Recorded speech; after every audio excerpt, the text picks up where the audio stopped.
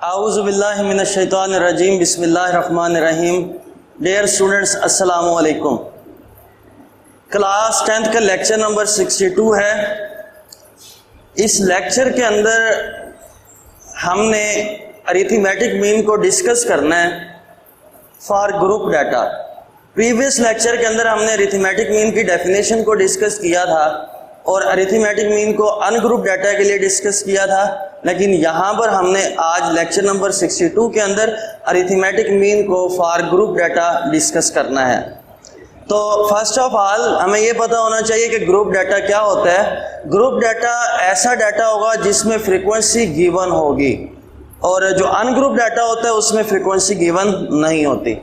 तो आज के लेक्चर के अंदर सबसे जो पहली बात मैंने यहाँ पर लिखी हुई है वो लिखी हुई है ग्रुप डाटा के ग्रुप डाटा क्या होता है। A data in the form of frequency distribution is called group data।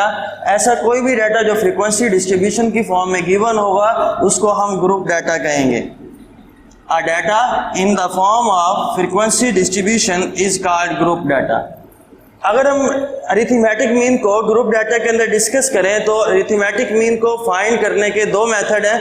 एक हमारे पास डायरेक्ट मेथड है और दूसरा जो हमारे पास है वो इनडायरेक्ट मेथड है। अगर हम डायरेक्ट मेथड से अरिथमेटिक मीन को डिस्कस करें तो डायरेक्ट मेथड में अरिथमेटिक मीन का जो फार्मूला है वो है कि arithmetic mean is equal to summation F X over summation F. अब इस फार्मूले के अंदर f जो है वो क्या है, फ्रीक्वेंसी है, लेकिन ये जो x है ये किसको रिप्रेजेंट कर रहा है, मिड पॉइंट को रिप्रेजेंट कर रहा है। क्लियर होगी जी बात। और समेशन का मतलब है सम। इट्स मीन आपने सबसे पहले मिड पॉइंट फाइंड करने, फ्रीक्वेंसी को मिड पॉइंट से मल्टीप्लाई करना और फिर उनका सम लेना है, उसको डिवाइड करना है फ्रीक्वेंसी के सम पर।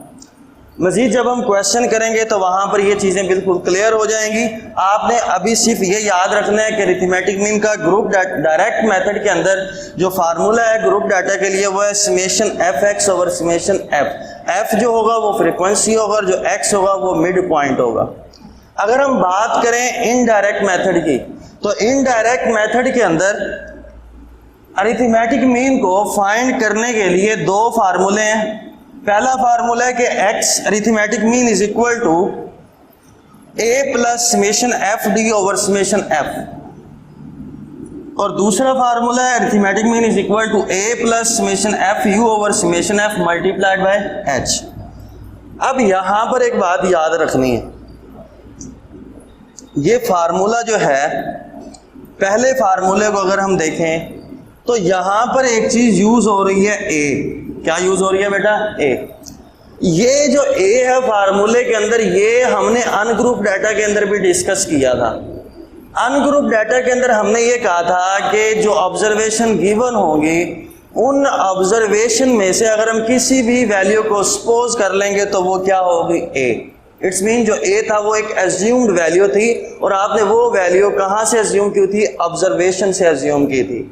लेकिन अगर हम ग्रुप डाटा की बात करें तो ग्रुप डाटा के अंदर इनडायरेक्ट मेथड में ये जो ए है ये भी एज्यूम्ड वैल्यू होगी, लेकिन आपने ये एज्यूम वैल्यू कहाँ से लेनी है, मिड पॉइंट से लेनी है, ऑब्जर्वेशन से नहीं लेनी बल्कि कहाँ से लेनी है बेटा, मिड पॉइंट से लेनी है। और यही कंडीशन दूसरे फार्मूले में जो ए मौजूद है उसके लिए होगा। डी जो है वो सेम है कि डी को हम कैसे फाइंड करते हैं, एक्स माइनस ए, कि ऑब्जर्वेशन में से उस एज्यूम वैल्यू को माइनस कर देंगे।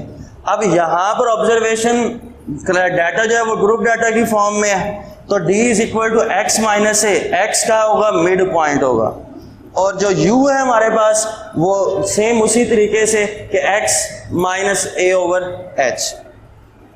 तो बेटा हम क्वेश्चन की तरफ मूव करते हैं, क्वेश्चन नंबर 5 की तरफ। वो कहते हैं the marks obtain by the student of a class in mathematics are given below. बेटा वो कहते हैं एक फर्स्ट ईयर की क्लास है जिसमें स्टूडेंट्स के मैथमेटिक्स में ऑब्टेन जितने भी मार्क्स हैं उसने उनको एक टेबल की फॉर्म में बताया हुआ है। वो कहता है compute arithmetic mean by direct and indirect method. वो कहता है कि आपने डायरेक्ट और इनडायरेक्ट मेथड से अरिथमेटिक मीन को फाइंड करना है। ये क्वेश्चन की स्टेटमेंट है। अब इस क्वेश्चन के अंदर आप देख सकते हैं कि जो फ्रीक्वेंसी है वो गिवन है, इट्स मीन ये डाटा ग्रुप डाटा होगा। तो बेटा ग्रुप डाटा के अंदर डायरेक्ट और इनडायरेक्ट मेथड से मीन को फाइंड करने के लिए सबसे पहले आपने फार्मूले अपने जहन में रखने हैं। फार्मूले को जहन में रखेंगे तो आपका क्वेश्चन इजीली सॉल्व हो जाएगा। मैं यहाँ पर फार्मूले लिख रहा हूँ कि डायरेक्ट मेथड के लिए फार्मूला है summation F X over summation F, और इनडायरेक्ट के लिए फार्मूला है A plus summation F D over summation F. अब इन फार्मूलों में जो जो चीजें भी आपको रिक्वायर हैं आप पहले वो चीजें फाइंड करें। हम टेबल बनाया, हमने सबसे पहले कॉलम के अंदर क्लासेस को सेम एज इट वैसे लिखा, उसके बाद हमने फ्रीक्वेंसी को लिखा। अब इन फार्मूलों के अंदर सबसे जो पहली चीज हमें चाहिए वो x चाहिए, and x is the mid point. तो मैंने यहां पर x को फाइंड किया। x मिड पॉइंट कैसे फाइंड करते हैं कि लोअर क्लास लिमिट और अपर क्लास लिमिट को ऐड करते हैं, 2 पर डिवाइड करते हैं, 0 में 9 को ऐड करेंगे 9 आएगा, 9 को 2 पर डिवाइड करेंगे तो 4.5 हमारे पास आंसर आएगा। अब इसी तरीके से next lower class limit upper class limit को ऐड करेंगे, 2 पर डिवाइड करेंगे, 10 में 19 ऐड करेंगे 29 को 2 पर डिवाइड करेंगे तो 14.5 आएगा। लेकिन आप देखें कि तमाम क्लासेस के अंदर क्लास इंटरवल सेम है, और क्लास इंटरवल कितना है 10 का, 0 से 9 कितना क्लास इंटरवल है 10। तो आपने हर मिड पॉइंट के अंदर 10 को ऐड करते जाना है। 4.5 में 10 ऐड करेंगे 14.5, 14.5 में 10 ऐड करेंगे 24.5, 24.5 में 10 ऐड करेंगे 34.5। इसी तरीके से आपने मिड पॉइंट्स को फाइंड कर लिया। उसके बाद दूसरे फार्मूले के अंदर आए तो सबसे पहली बात है ए, कि ए को फाइंड करना है। ए क्या है, एक अज्यूम्ड वैल्यू है, और वो वैल्यू आपने कहां से अज्यूम करनी है, मिड पॉइंट से अज्यूम करनी है। मैंने ये मिड पॉइंट फाइंड किए हुए थे, यहां पर मैंने रेड कलर से सर्कल किया हुआ है एक वैल्यू 34.5 को, ये 34.5 अज्यूम्ड वैल्यू है क्या ए, तो ए की वैल्यू भी हमारे पास आ गई। क्लियर होगी बात। उसके बाद आप ये देखें कि हमारे पास फर्स्ट फार्मूले के अंदर मिड पॉइंट का प्रोडक्ट चाहिए फ्रीक्वेंसी के साथ। तो मैंने ये फ्रीक्वेंसी थी, ये मिड पॉइंट था, f को x के साथ मल्टीप्लाई किया, fx फाइंड किया, 4.5 को 2 से मल्टीप्लाई किया तो आंसर क्या आ गया 9। 14.5 को 10 से मल्टीप्लाई किया 145, 24.5 को 5 से मल्टीप्लाई किया 122.5। इसी तरीके से मैंने तमाम क्लासेस में फ्रीक्वेंसी का मिड पॉइंट के साथ प्रोडक्ट लिया और एंड में उनका सम फाइंड किया, समेशन fx। तमाम वैल्यूज को ऐड करने से आंसर आता है 1300। तो समेशन fx भी फाइंड कर लिया, फ्रीक्वेंसी थी तो उसको भी सम कर लिया, तो वो किसके इक्वल आया 40 के इक्वल आया। तो फर्स्ट फार्मूले के अंदर तो जितनी भी चीज़ें चाहिए थी वो हमने कर ली। पहले हमने मिड पॉइंट फाइंड किया, मिड पॉइंट को फ्रीक्वेंसी के साथ मल्टीप्लाई किया, उसके बाद हमने तमाम जो प्रोडक्ट है उनका सम फाइंड किया, फ्रीक्वेंसी का भी सम फाइंड कर लिया। तो फर्स्ट फार्मूले के अंदर डायरेक्ट मेथड के अंदर हमें जितनी भी चीज़ें रिक्वायर हुई थी वो हमने फाइंड कर ली। सेकंड फार्मूले के अंदर सबसे पहली चीज ए है जो कि हमने मिड पॉइंट से अज्यूम कर ली है। दूसरी जो चीज हमें यहां पर चाहिए वो चाहिए डी। वो क्या चाहिए बेटा, डी। और डी किसके इक्वल होता है, x माइनस ए, x माइनस ए। अब यहां पर जो x होगा वो क्या होगा, मिड पॉइंट। जबकि अनग्रुप डाटा के अंदर जो x था वो किसको मेंशन करता था, ऑब्जर्वेशन को। लेकिन यहाँ पर जो x है वो किसको रिप्रेजेंट कर रहा है, मिड पॉइंट को। बेटा पहला मिड पॉइंट क्या, 4.5। a की वैल्यू हमने सपोज की थी वो 34.5 थी, तो 4.5 में से 34.5 को माइनस करेंगे, आंसर आएगा -30। इसी तरीके से 14.5 में से 34.5 को माइनस करना, आंसर आएगा -20। इसी तरीके से 24.5 में से 34.5 को माइनस करें, आंसर आएगा -10। हमने तमाम क्लासेस के अंदर डी की वैल्यू को फाइंड कर लिया। तो डी की वैल्यू हमारे पास आ गई। ये जो कॉलम है ये डी की वैल्यूज का है।